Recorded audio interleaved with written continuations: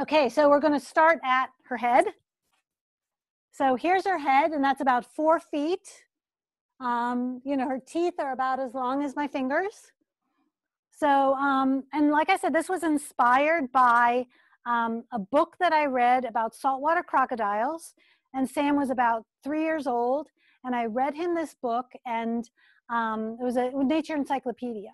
And so saltwater crocodiles are the Earth's largest living reptile, and they grow to an average of 20 feet. And so as a little exercise with Sam, we took a tape measure and we measured 20 feet. And I'm thinking that is a huge animal. So I was totally amazed that these animals exist. And this is an average size. And they grow up to like 24 feet long.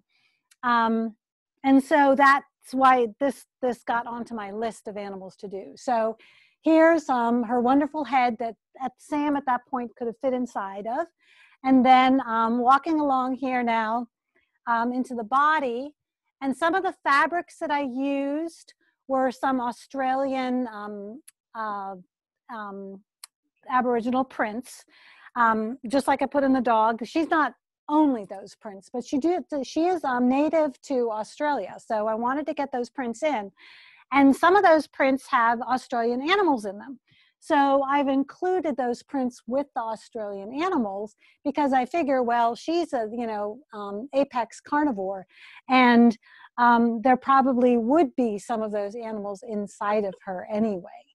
So there are, take a look at the blog posts on them because they will show some of these better.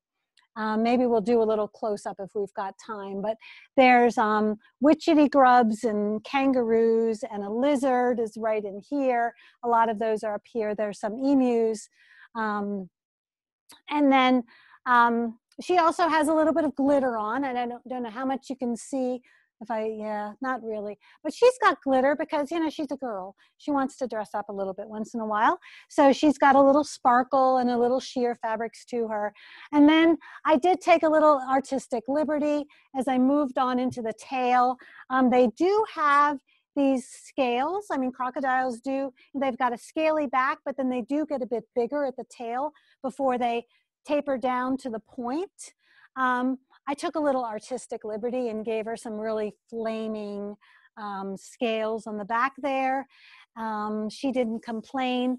Also, she has red toenails too.